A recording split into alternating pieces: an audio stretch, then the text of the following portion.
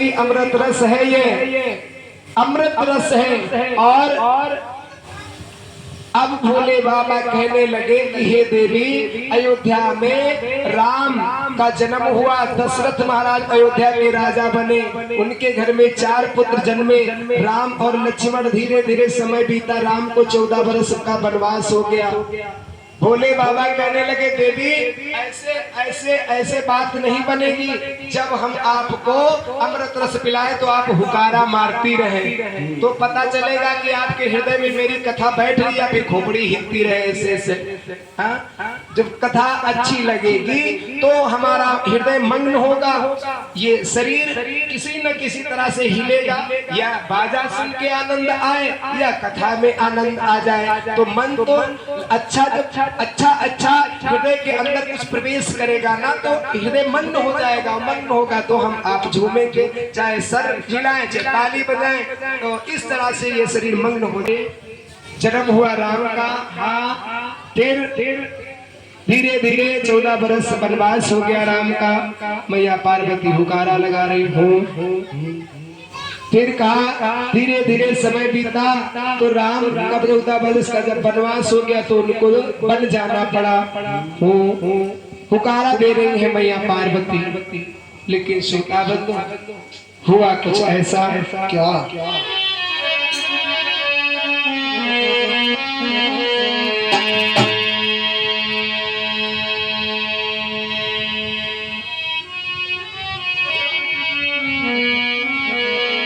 तोता हुकारा दे रहा है कौन? अब धीरे धीरे कुछ समय पार्वती मैया ने कथा सुनी। उसी पेड़ में एक तोती तोता रहा करते थे, उसमें एक खोखला था, उसी के अंदर तोती ने अंडा दे दिया था और अंडे के अंदर बच्चा बन गया था। भोले बाबा नीचे कथा को प्रारंभ कर दिया। मैया कुछ देर कथा सुनती है। देवी अयोध्या में राम को जब 14 वर्ष का वनवास हुआ तो जाकर के गंगा के किनारे गए, फिर ऐसे करके आगे पंचवटी गए, फिर पंचवटी में कुटिया छाया, फिर सीता वहां और राम लक्ष्मण रहने लगे। पुकारा और है देवी, फिर अचानक ऐसा हुआ कि पंचवटी से किसी ने उनकी भार्या को हरण कर लिया। अब कथा इसी जगह पर मैया को धीरे धीरे कथा है लंबी, उनको आलस आ गया, क्योंकि जामुन का पेड़ है लगा है, टेक लग गई और आ गई आलस। और जब आलस आ गया तो कुछ देर हुकारा लगाया और फिर मैया की हुकारी बंद हो गई। हुकारा हो रहा है लेकिन अब वो तोते के अंडे के बच्चे का हुकारा हो रहा है। उसी के हुकारे की आवाज एक कानों में भोले बाबा के प्रवेश कर रही है। हूँ बोल रहा है और भोले बाबा कहते गए। और श्रोता बंधु फिर भोले बाबा ने कहा देवी अब वो फिर क्या हुआ, जब उनकी पत्नी को कोई हर के लेके चला गया तो चारों भैया, दोनों भैया बन जंगल पहाड़ों में अपनी भार्या की खोज रहे हैं। और हे देवी अब कथा हो गई विराम, और मैया पार्वती बीच ही में सो गई। जब रावण हर के ले गया तो उसी जगह पे उन्हें नींद आ गई। कथा और आगे चली गई, मैया को नींद आ गई। जब नींद आ गई श्रोता बंधु तो पार्वती सो गई, लेकिन उस तोते के अंडे ने उसके अंदर जो छोटा सा बच्चा था वो हुकारा भर रहा था। भगवान भोले बाबा कहने लगे देवी हे देवी चलो कथा विराम हो गई, मैंने अमृत रस तुमको पिला दिया। मैया पार्वती को आलस आ गया, तो निंदा आ गई, तो भोले बाबा कहने लगे देवी चलो अब चले, आप अमृत रस को पान कर चुकी हैं, अब अजर अमर हो गई, मजा करो, ऐश करो, खूब हंसो, भगवान का भजन करो, गुण गाओ, अब तो अजर अमर हो, ना मरोगी ना जन्मोगी। तो मैया पार्वती से भोले बाबा कहने लगे अच्छा देवी अब तो अजर अमर हो गई हो, है ना, तो ऐसा करो कि जो मैंने तुमको सुनाया है उसको पलट करके हमें सुनाओ। देखे आपने अमृत रस पूरा पिया है या नहीं पिया है, हमें उसी को सुनाओ पलट करके, तो पता चले कि आप अजर अमर हो गई हैं। कौन कह रहा भोले बाबा? जो मैंने तुमको सुनाया देवी, उसी को हमें पलट करके हमें अब सुनाओ, हमें उसको हमको ग्रहण कराओ, वो जो मैंने तुम्हें सुनाया।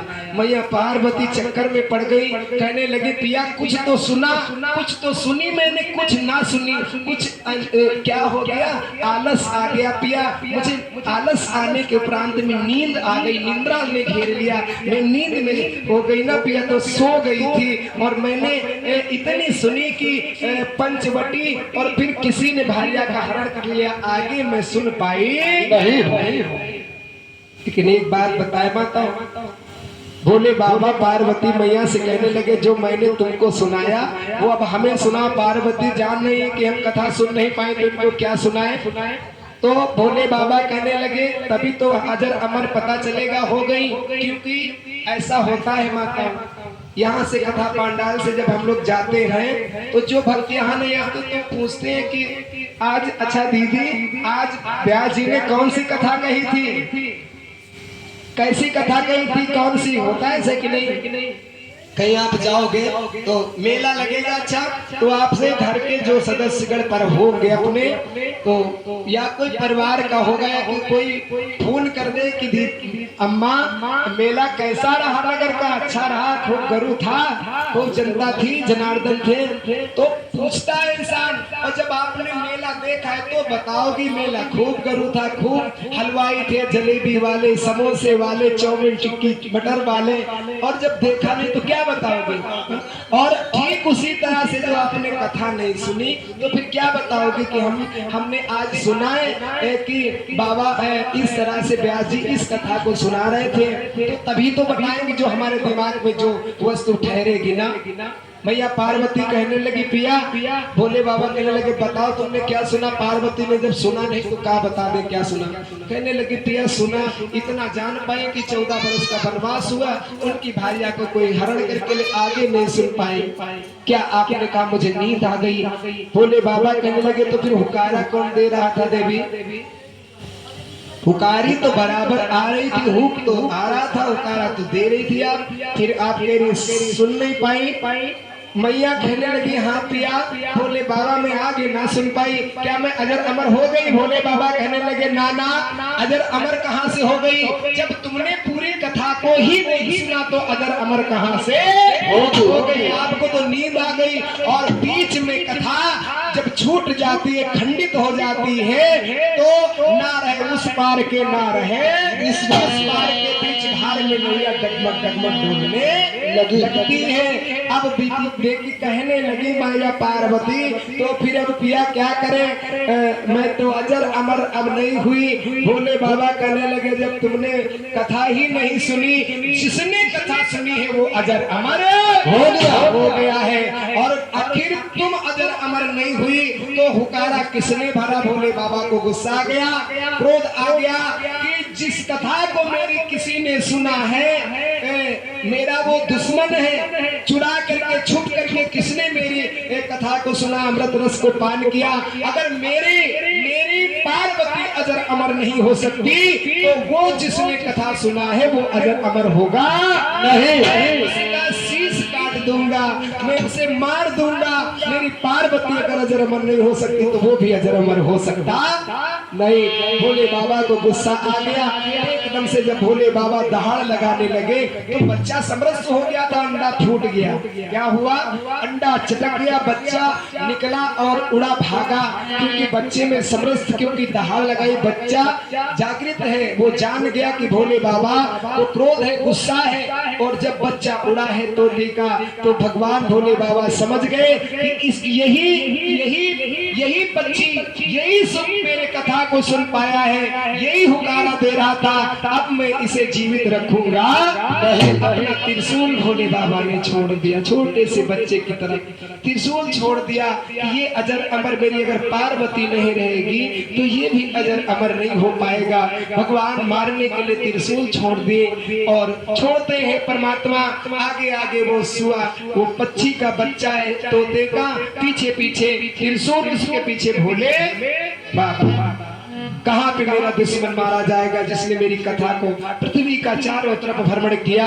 और सोता परंतु संयोग ऐसा बना इधर व्यास जी की पत्नी अपने कुटिया पे